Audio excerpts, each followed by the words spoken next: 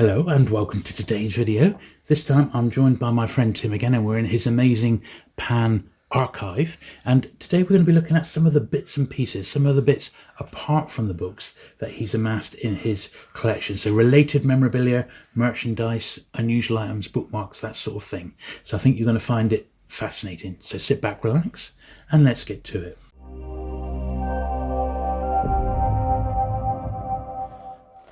Okay, so what's this, Tim? The conscripts. Is this a window display item? I think it is, yes. Looks like it, doesn't it? Yeah. It doesn't bear any relation to the book covers when they're actually done. No, but it does add a bit of drama. It's like a 3D one, this, isn't it? A bit more lavish than usual.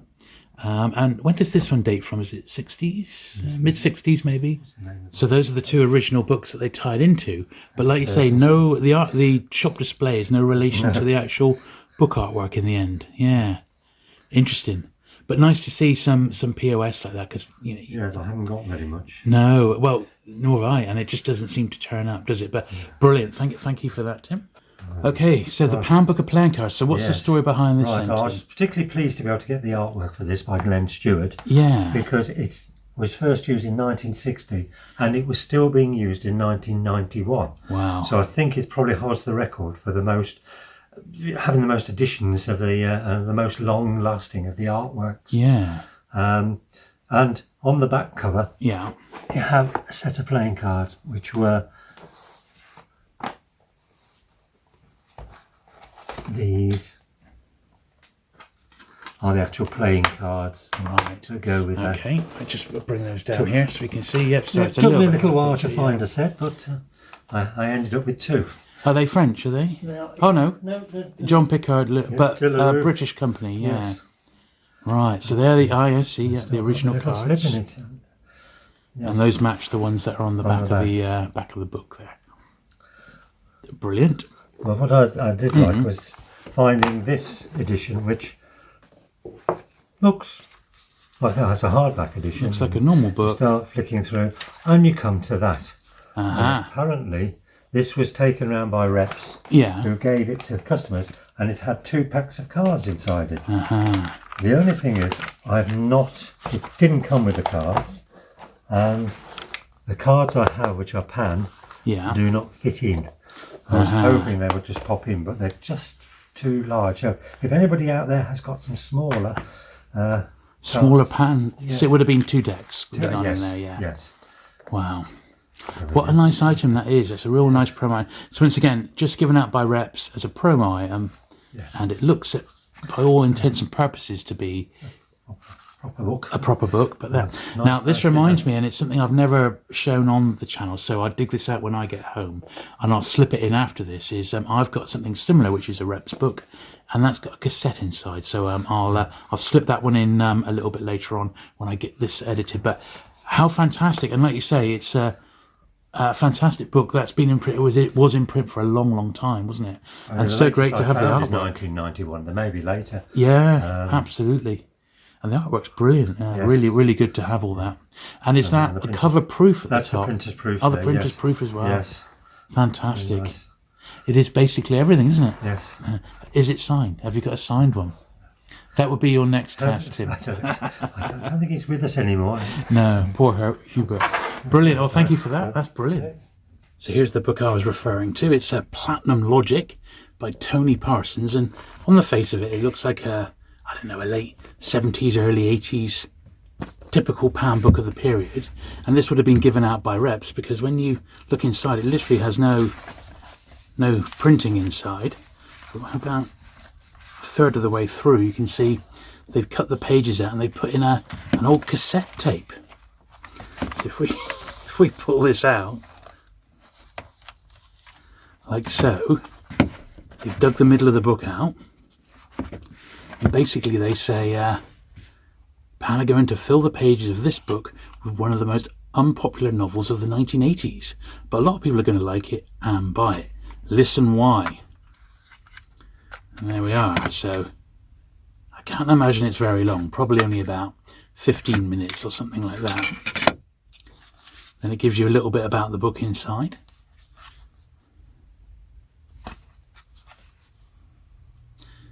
Published 11th of September 1981. I loved every raw and raunchy word of it, Jackie Collins. Fill in the free postcard provided and send off for your copy of Platinum Logic. Well, I can't see any free posts, so I would imagine that whoever had this one did just that. But I got this from a friend of mine who used to be a pan rep, and it was from his own archive. But there you go. I guess there's not many of those around. Maybe one day I'll give it a listen, but I would imagine it's just the first chapter or two of the book. But quite a curiosity, all the same. So a few more bits of memorabilia here. So this is the Dragonby biography.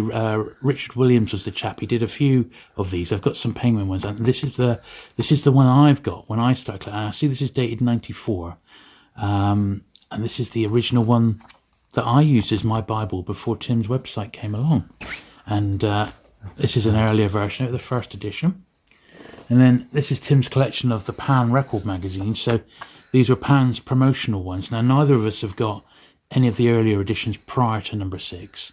And they are fairly scarce. Tim, like me, has got a couple of doubles now, at number 8 and 9. But these are all pretty scarce. They don't go for a fortune when they turn up, but it would be nice to get the missing ones, wouldn't it? It really would. Number 11 there. But yeah, they're not something that you come across often. But I love these. I absolutely love sort of promotional stuff like this. For any publisher, in fact. Yeah, number 14. You've got many doubles, Tim. Yes. Which we all gladly trade for earlier issues. If anybody want to swap for a number 7 and below, I think I'm short of. 7, I've got 6. Yeah, I'm just trying to think. We got our number is very similar, isn't it? Yes, I think so. We're not. I think we're both missing the same sort of ones. I see there was. I think it was this one on eBay today. Oh right. I think there was one. It sold for $2.99. I didn't buy it because I think it's one I've already got a double of. So this seems to be their purple patch when they're the most common. And then they did the design change, didn't they? Which I don't like these so much as the earlier ones personally.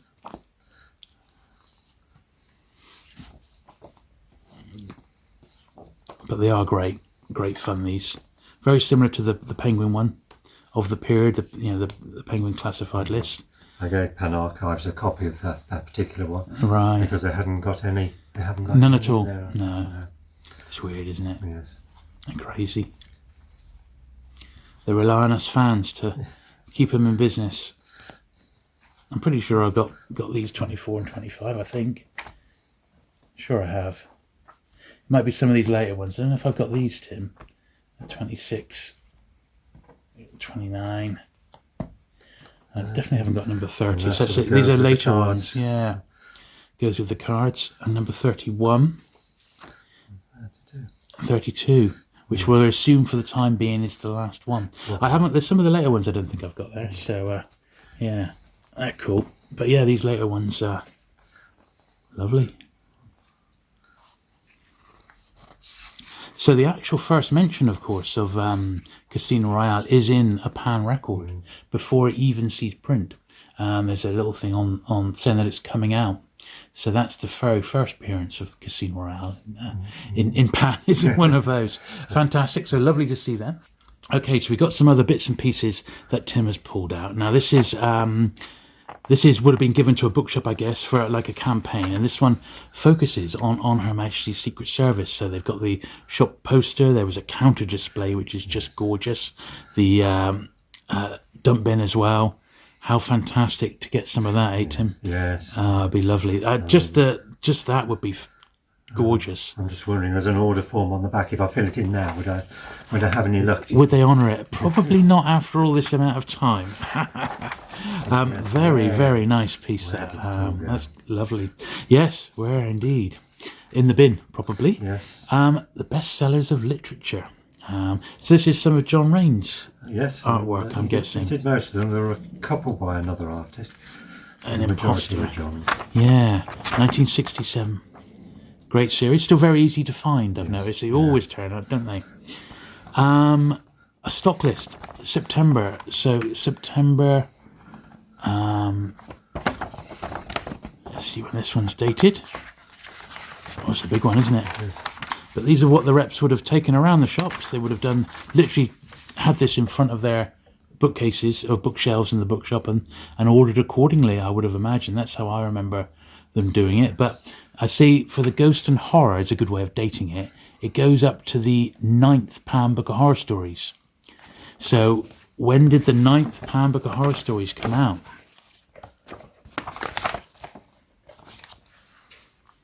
'74. So that would be about right. So that's when that one probably dates from. Let's see, detective work. A Battle of Britain. So this was a big film, had an incredible cast. I recently filmed the trade card set, the bubblegum card set that was released at the time. Were quite unusual. By Scanlon's, and Pan indeed went to town. So what's this? Battle of Britain series? Yeah, so 5 or 6 titles, and some of them were actually had dust jackets. Really? Because they were the printing, but they made them sort of in the same set as the newer ones. And I see here it had, they're advertising a Battle of Britain foldorama display. So that must have been what we saw earlier with the conscripts. That's what they called a foldorama. The marketing team gone crazy here. And these are nice. So this is a real proper catalogue here.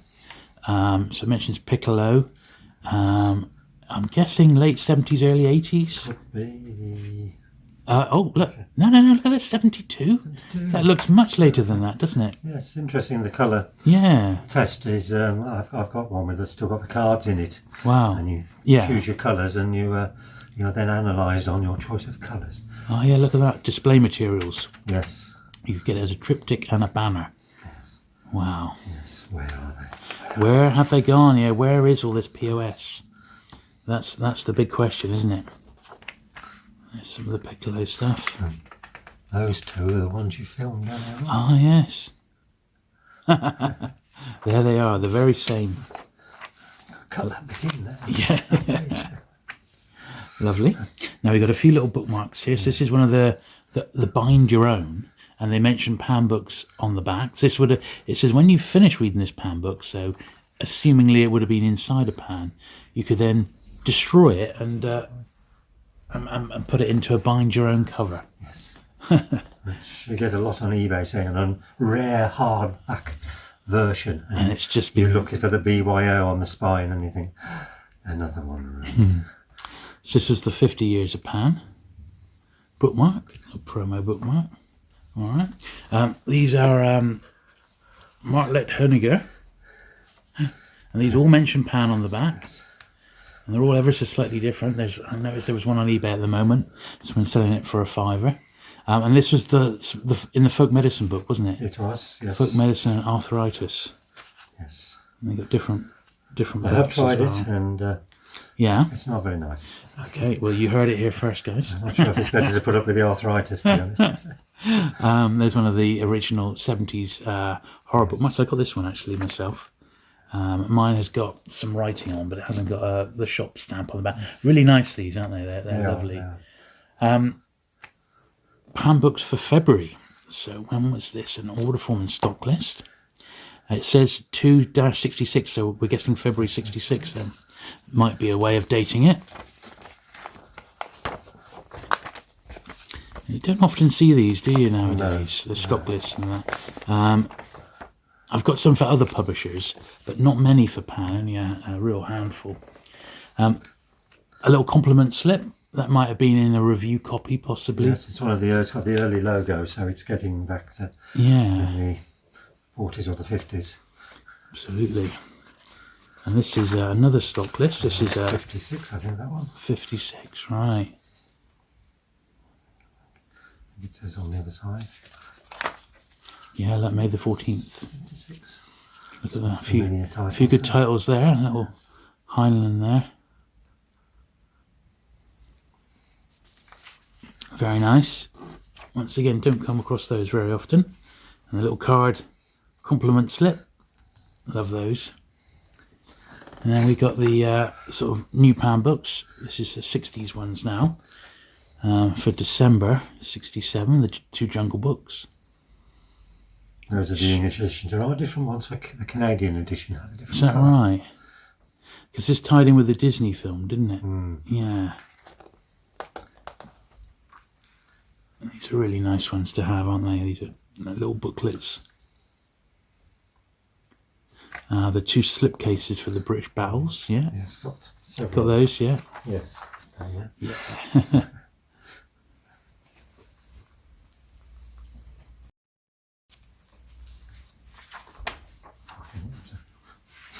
Oh yeah, there they are. Okay, I just told them. Yeah, and they magically appear from Tim's collection. And there they are, the 2 box sets. Very nice. This is lovely. This is for You Only Live Twice. Cash in. Be sure to carry stocks of this and all the other Bond thrillers, and be sure to display them. So I remember when I was in the book game, an old Pam book rep showed me a photocopy of his. They would train the new Pam reps in the 70s, and they said, "Look at this," and they'd show them an old order form from the 1960s, and it would be of all the new books, it would be like 2s, 3s, 4s. The new James Bond book would be like 100, and it just showed how massively big they were. I see even here you could get a Bond display bin with 210 assorted titles in a dedicated Bond dump bin. Amazing. Another nice bin there. What a shame Pan haven't kept any of these themselves in their archive. Yes.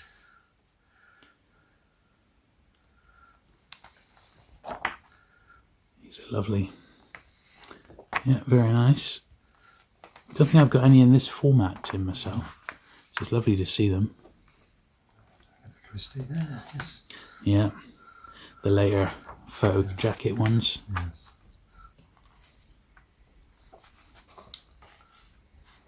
Yeah, very nice. Did you get these all in one hit, or have they just been amassed? I can't remember. Yeah, had them a while. Yes. 66. Oh yeah, that's a slipcase as well for Victoria. An attractive slipcase for extra gift appeal.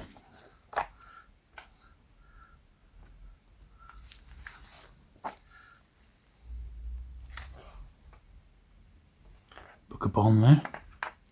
Oh, and Booth's handbook for cocktails. If anybody's got an unsigned edition, he's got a rarity. I've got both. I've got one of each actually. Yeah. Did he sign loads as well? Yes, yeah. I've got one with all his annotations and his corrections. Oh, nice. I think which is longer than the book itself. Some Dick Francis there with a. Ah, yeah. So were they the first 2 that Pan did once they got him from Penguin? A triptych again. Oh, a triptych was a 3 panel, yes. Which would have stood in the window, and then a display pack containing 7 copies of each title. So they were the first 2 that came out, and they've got consecutive numbers at X 596 and 597. Lovely. Not difficult to find, but nice to have. And I think he was with Penguin beforehand, so they must have lured him over.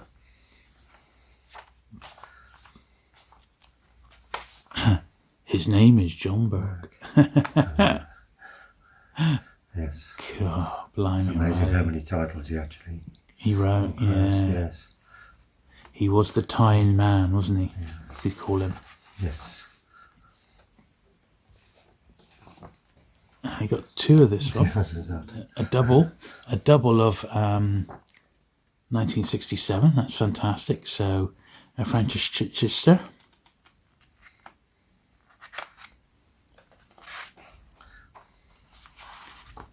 And there's the first. I picked that one up. That particular edition fairly recently. It's got the David Taylor cover, which was used in many different editions. Right.